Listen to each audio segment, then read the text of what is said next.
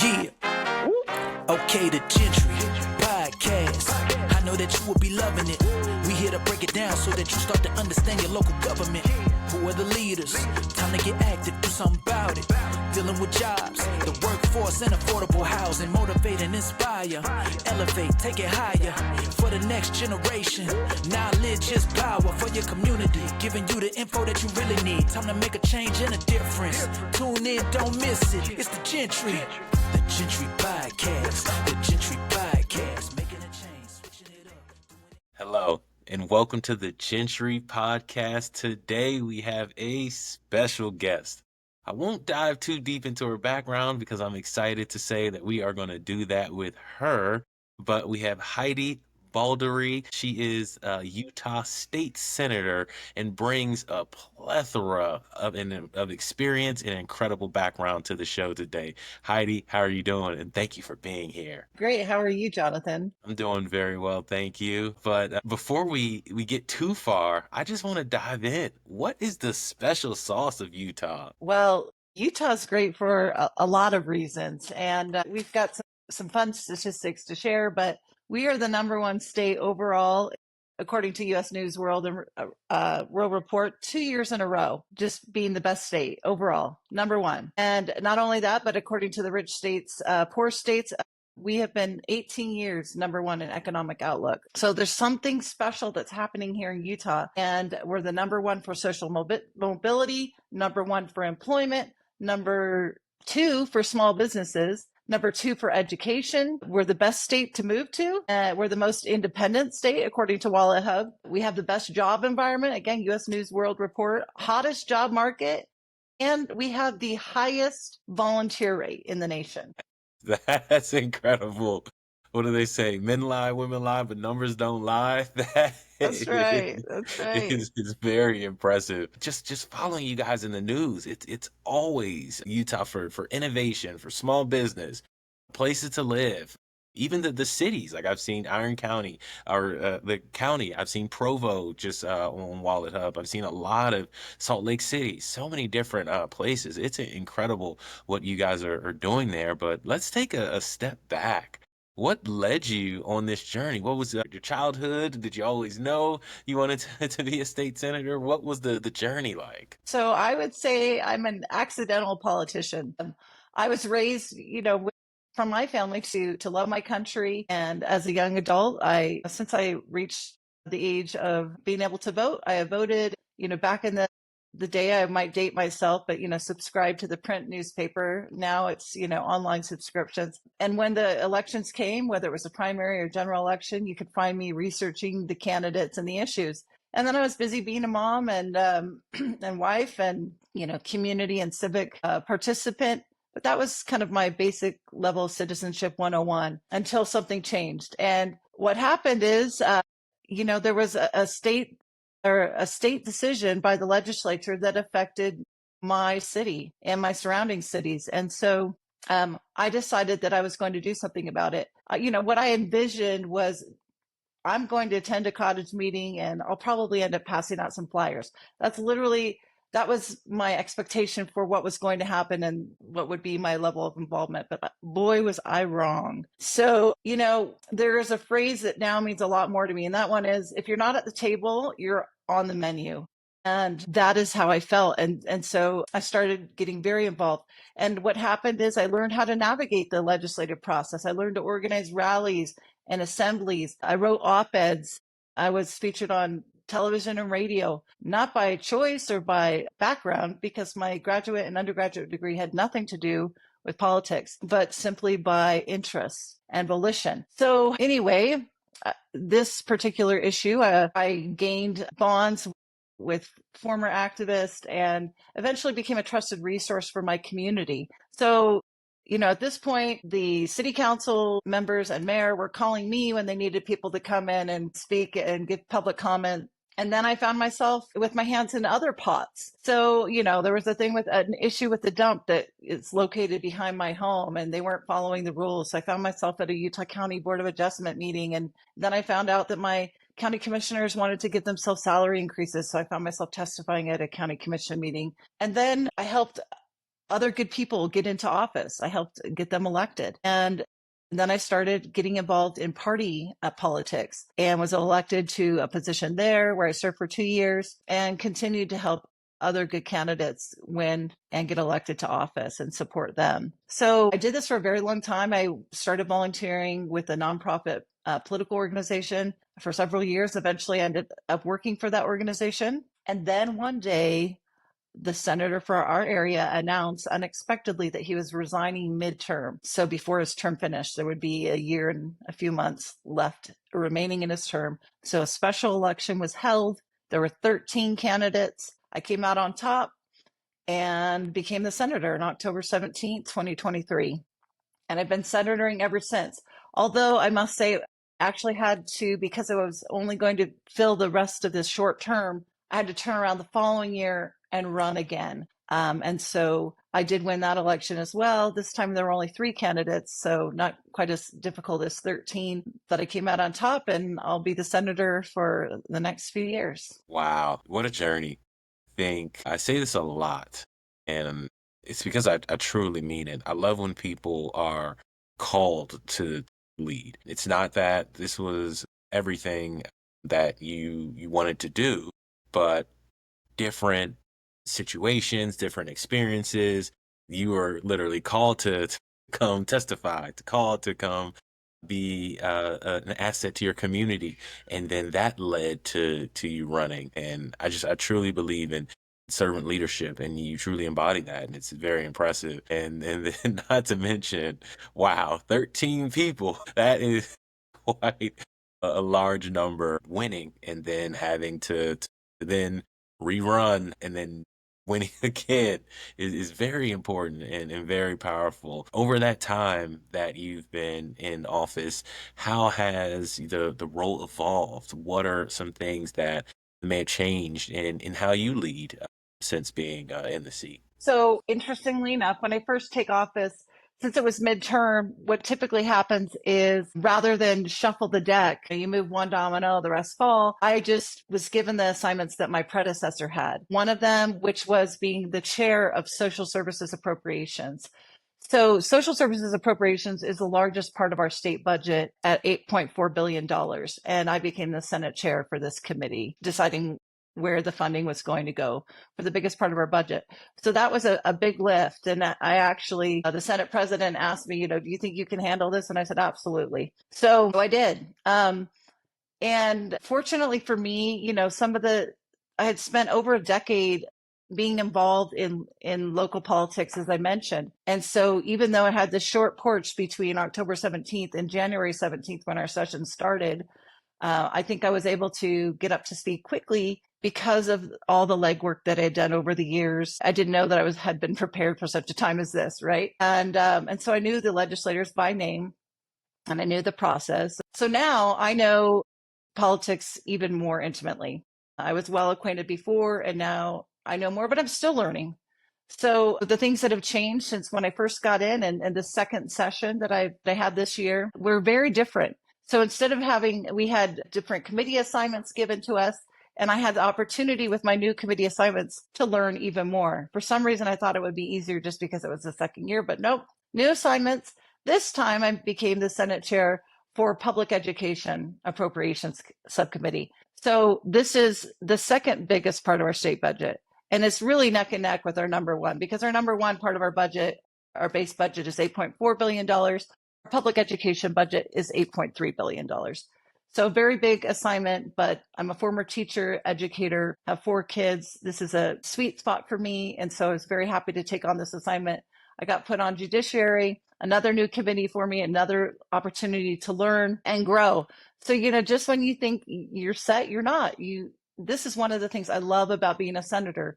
There is zero chance that you're going to be bored, zero chance that you're not going to have opportunities for learning. So, the first session when I was in, I had 3 bills I was able to pass within the first 3 weeks of our 7-week session. And again, this has to do with my former involvement.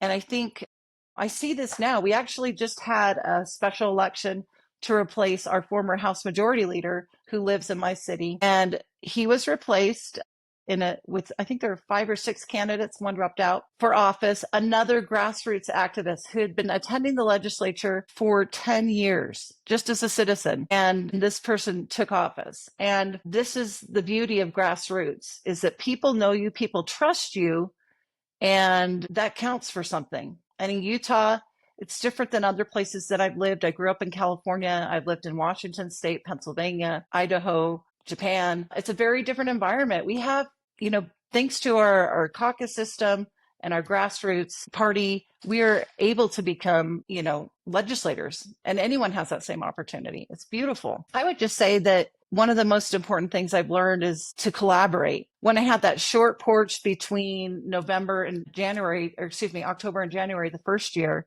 I had to get it done. And so I did end up collaborating, but some of that collaboration happened during the legislative session.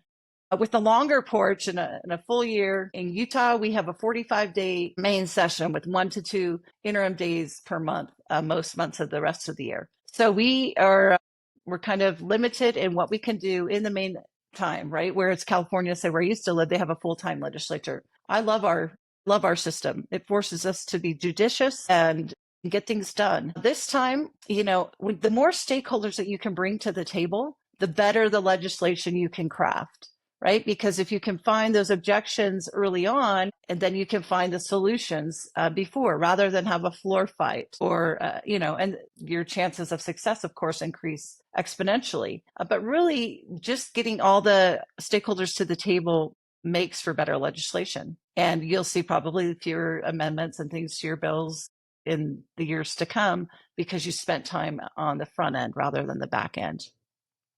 So I would say this is how, I've learned how to law make, and I'm still learning. That's incredible. And I think that's a theme that we see quite often. Negotiate up front, or some people say argue up front.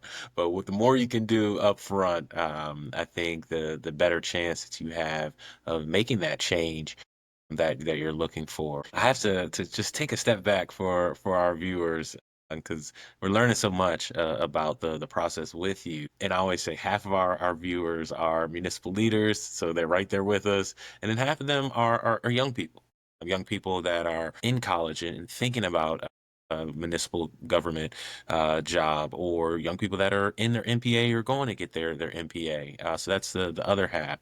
So for that crowd, or for anybody that may need to know, in the most simplest terms, what is a state senator? So a state senator, we have 29 senators in the state of Utah. So it's every 10 years, we have a decennial census, which comes out. And then according to population, we segment it into 29 districts. And so the Senate districts are larger than our House districts. We have 75 House districts. So we have 75 state House representatives who serve 2-year terms. And then we have 29 state senators who serve for 4-year terms. And the main difference between a member of the House of Representatives and a senator in the state of Utah is that as senators, we have another special function, which, similar to the U.S. senators, where we confirm appointments and nominees of the governor and judicial appointments. So that's a separate duty that we have that's a little bit different than a House member. And we're fortunate. I've talked to my colleagues across the U.S. who every state is different, which is beautiful. But we have legislative and fiscal analysts that help us, that are there year round, so that when I come in and become the chair of the biggest part of the budget, I'm not left on my own. We have really good staff who, do a really good job of being nonpartisan. I have no idea what their political affiliations are. They're extremely talented, and I hope they stay with us, because, as you know, the state governments don't always pay the best, but we really, I will brag a little bit on Utah, is that we have excellent fiscal analysts and legislative analysts. That's amazing. Thank you for that breakdown. And yes, like you said, it is different throughout the nation, but just to hear the nuances, I think was important. And then also, I love, this makes me excited, and I'm sure our viewers excited. One of the first things you said was giving a huge shout out to your fiscal analysts and budget analysts. I think that That's right. should definitely get our viewers excited. Without across the nation. A lot of those people that are really putting in a lot of hard work to make the jobs of the people that are making the decisions a bit easier. So you calling them out is so important. You were talking about the lessons that you've learned since getting in the seat. One of the big things, and again nationally, is creating that long-term impact across the communities. What are some of the things, either lessons you've learned or different things that you've seen that have helped, or you've been able to help the long-term impact across Utah communities? Well, one of my particular sweet spots, I have a special spot in my heart for our military members. Just the top of my district is a place called Camp Williams, and it's one of the larger employers in the state, along with our educational institutions. But in my first year, I was able to sponsor a bill and then be the floor sponsor for another military bill.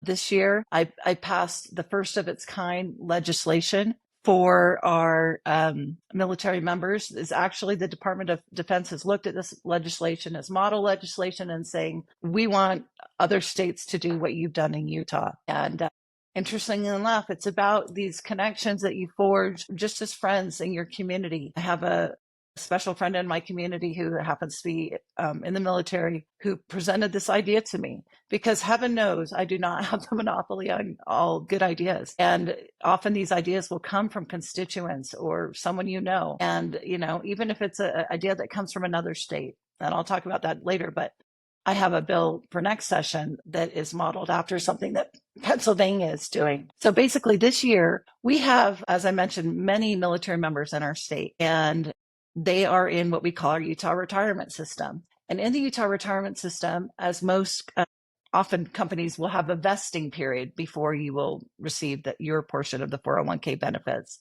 The difference between a private company who chooses to vest and a public one is that if you are a member of the military and you are called upon to move, that is way different than if, I just decide I'm too cold and I'm going to move to Arizona or the south of France, and that's a decision and I forfeit those benefits. As a military members, they don't get to make that call. When they're called, they go. And when they go, they're going, unless they're getting divorced, they're moving as families. And so what my bill did is it said that these people when they can submit proof of their active duty orders, then they will then vest automatically. And not only were their portion of the 401k benefits vest automatically, if their spouse is a member of the Utah retirement system, because often military members will marry military members, or they tend to marry public service employees who are also in the Utah retirement systems, whether they're, a police officer, a nurse, or, anyone who would be in the Utah retirement system. If they are married to the military member who is asked to move, they also will have their benefits vest before that 4-year period. So we worked with local chambers of commerce to suggest, because I hate mandates from the state to private entities, but to suggest and recommend that if they would like to remain competitive, that they should also offer something similar so that they can recruit and attract the best talent. And so that's just an example of something that's going to be impactful for our whole state. And hopefully not only will this legislation impact our state, but other states now are, again, like I said, the DOD is encouraging other states to adopt similar policy, because we certainly owe a lot to our military members. And this is just a token of our appreciation. That is true long-term impact to the population of people that have done so much for this country. And that's impactful. And the fact that you want to do, as a state senator especially, you want to do right by your state. But if you can enact legislation that can be copied and pasted in other states nationally, that is huge. And that definitely shows the impact that you're creating. Focusing back on the state of Utah, where are you guys at? Have you guys done a comprehensive plan or strategic priorities? What are kind of those focuses right now in Utah? Yes. So actually, the way that we do it is we have a supermajority in the state of Utah, where the governor, the House, and the Senate majority of the members are affiliated with the Republican Party. So the majority in the House and the majority in the Senate craft their priorities for the year, and the minority party does the same thing. And so you see this autonomous thing where we have our priorities and then we work towards those in unity within those bodies. And just for example, so this year our priorities, and we talk about it in our when we caucus, and this will probably be no surprise to you, but energy, top priority, education, water, tax cuts, innovation, economic prosperity, affordable housing, transportation, public lands, and quality of life. Those were our top. And we took a survey in our body and we decided which ones were going to sift to the top, but those were our top for this year. And we'll do that again and have those conversations before the start of next January. Wow. No, the fact that you guys are doing it every year is so important. So that list is being fresh, and because I mean, as we see across the nation, things can change quite quickly. So the fact that you guys are staying on top of those priorities, that's very important. When we start to talk about, again, I always kind of get back to this, that long-term value. How do you guys define that? It sounds like you guys have gone through a strategic process pretty often, but how do you define long-term value for Utah residents? Well, I think the way that we define it is by our outcomes. So I mentioned tax reform. Well, if we say that tax reform is important and we have no legislation around taxes, then are we doing what we said? So again, I have to boast a little bit about the state, and we're certainly not perfect, but I'm proud of some of the things we've done towards that end that help ultimately the taxpayer. Just for example, so over the last 5 years alone, we have cut taxes by $1.4 billion. Cut. So not increase our taxes.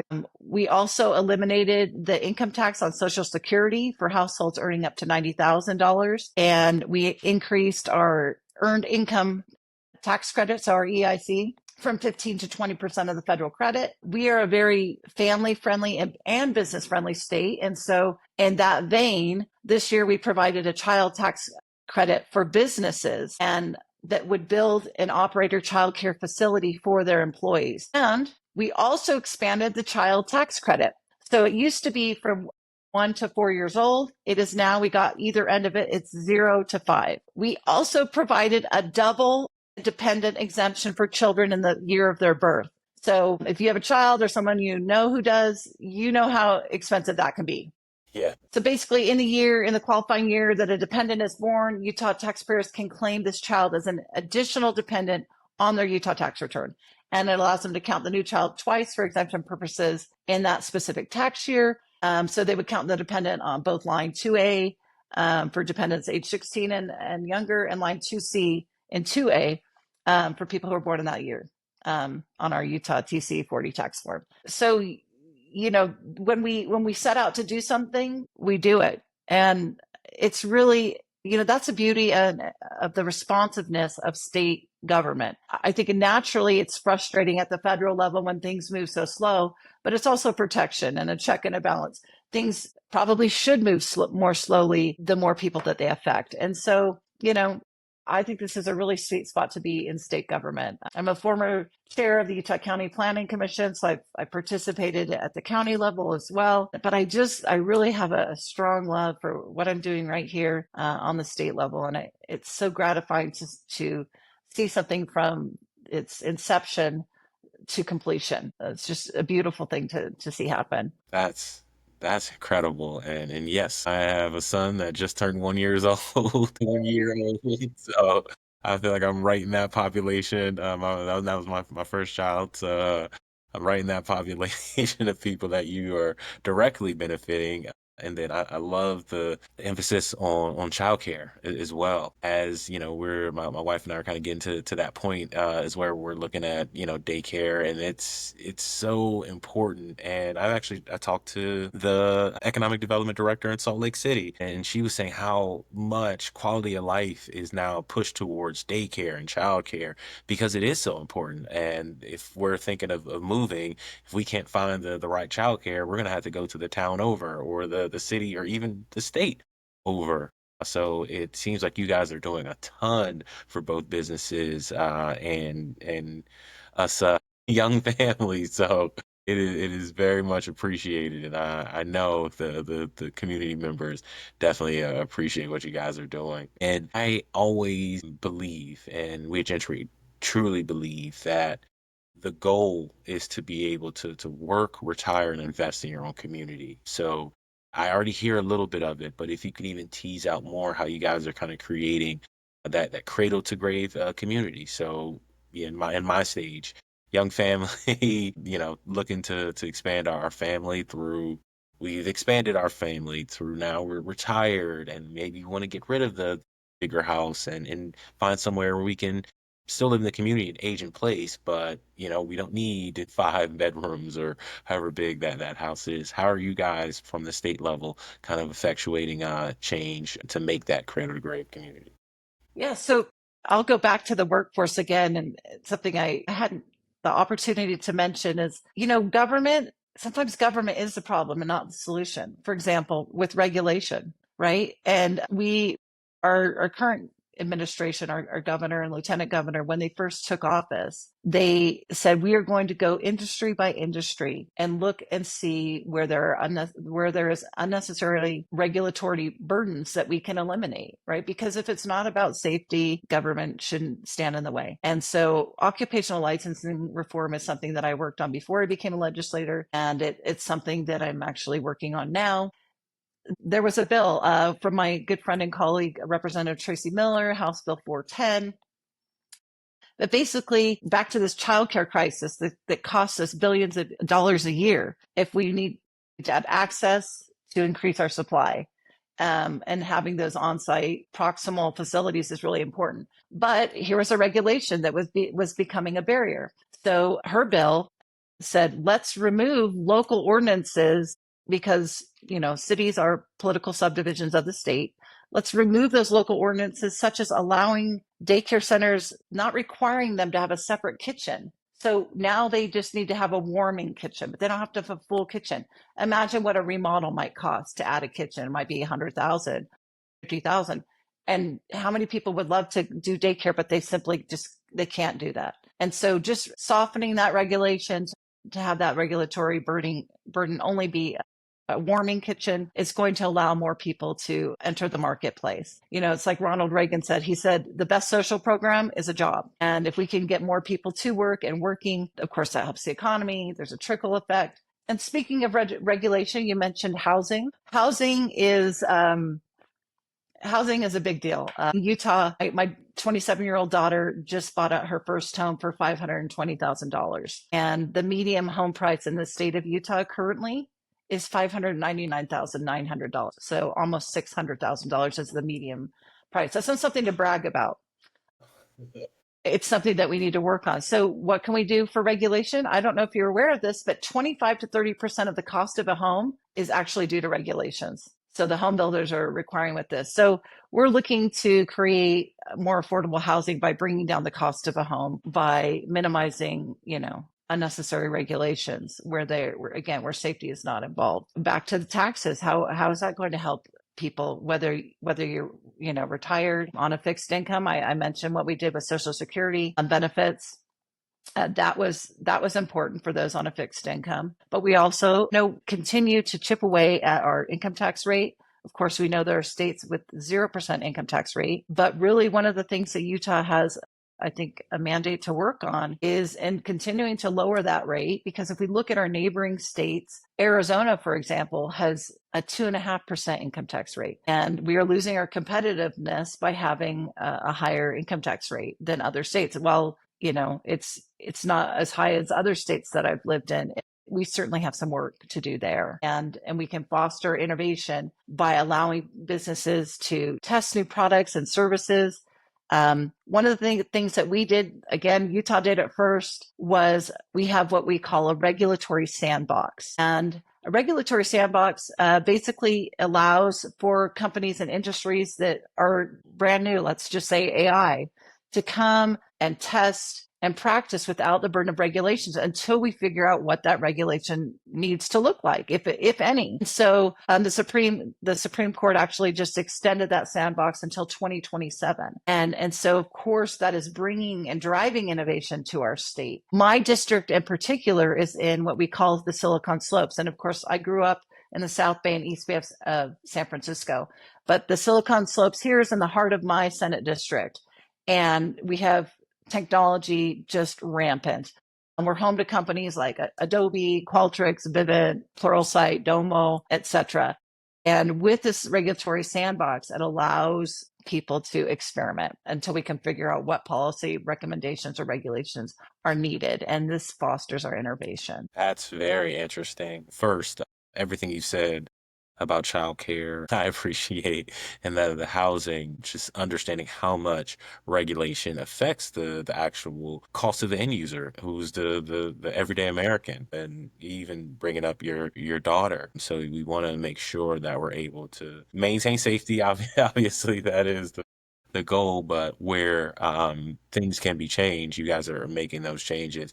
And I'm very interested in that regulatory sandbox. I think that is an interesting way to breed innovation. And then my thought process on the flip side of that is if you're giving them that sandbox, they're probably a lot more amenable to working with you to understand what needs to be done from a regulation. Like, okay, here's a couple tripwires we hit during the process that probably should not be tripped again. So I definitely think that open dialogue and communication in itself is probably very beneficial. So that was nice to hear. You've said a lot. You've definitely said a lot in a lot of different bills and initiatives that you are working on and that have helped the long-term value for your residents. But I did want to just give you the opportunities. Are there any other initiatives that you're excited about that you think are going to just create a good amount of value or just be positive for Utah? Absolutely. Actually, the bill that I'm working on for next session is another military bill, and it's what we call a military crosswalk. So just think of a military crosswalk as a translator for your military skills and experience so they make sense in the civilian job world. Wow. So in the military, you have a specific job with a military code, like an MOS or military occupational specialty. And they have different descriptions and job requirements.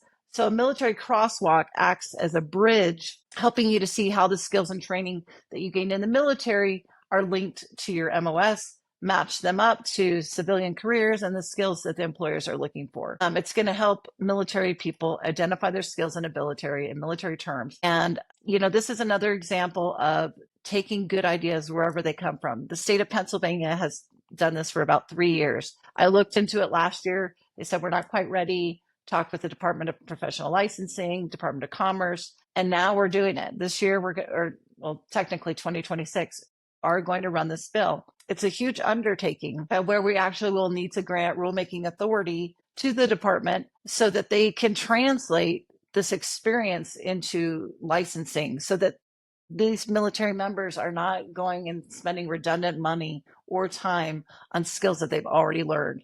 And this is going to be a huge help, again, to our military members in getting back into the workforce and transitioning from the military to civilian jobs. So super excited about that one.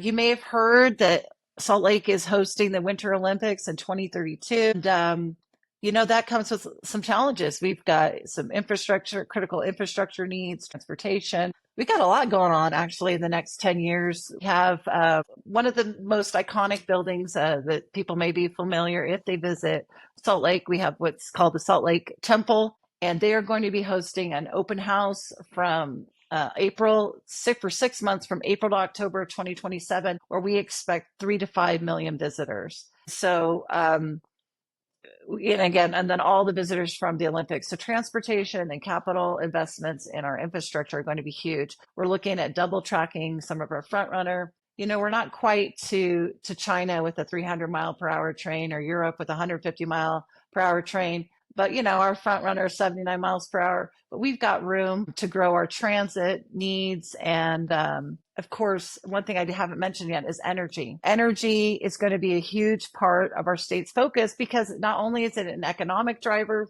but affordable, reliable, consistent, base load power is going to require an all above energy approach. And we know that the sun doesn't always shine and the wind doesn't always blow.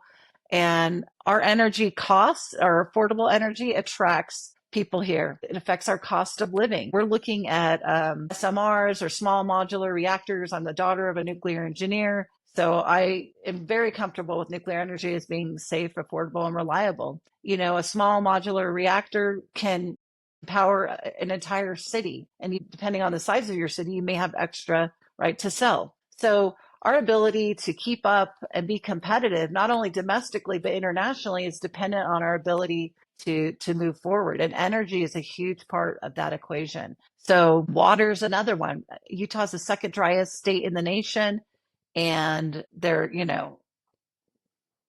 are things that we can do, right? We look to California. We could create desalination plants. If we look to Israel and their example of sub-root irrigation systems, we can work with our neighbors to create partnerships that are going to benefit us and surrounding states. I've said a lot, but I guess I would just encourage your viewers that,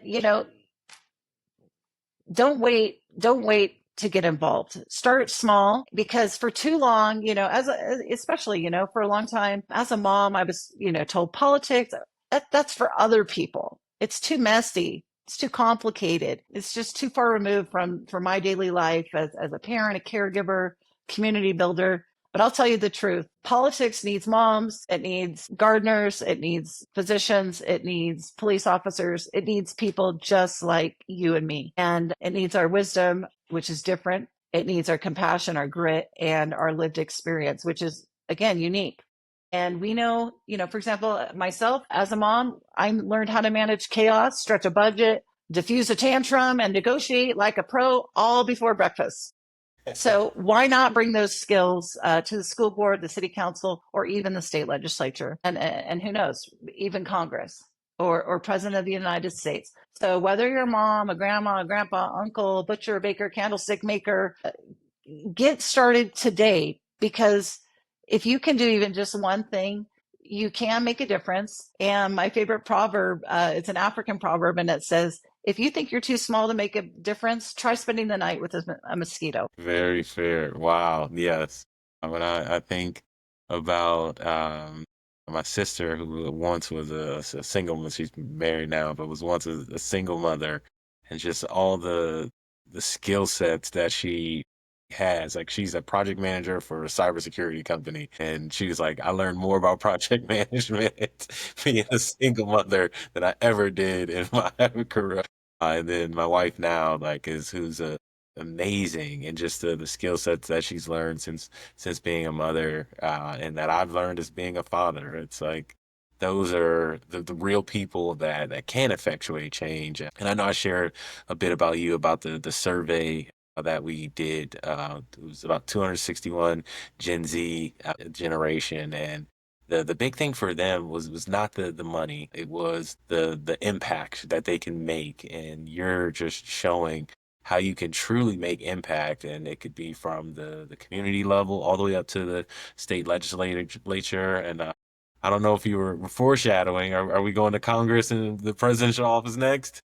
I don't know. I mean, I never thought I'd be here, so never say never. But like you said, it's not about the money. I actually had to, because my former job was political, I had to resign and take a job that offered the flexibility, give me 45 days off without pay, and then allow me to, it's like 20 hours a day during the session and about 20 hours a week. So I have a full-time job outside of being a senator as a part-time legislature. And it's definitely not about the money. But there are so few things in life that are as gratifying as being able to make a difference. And that's why we do it. That is an incredible lesson.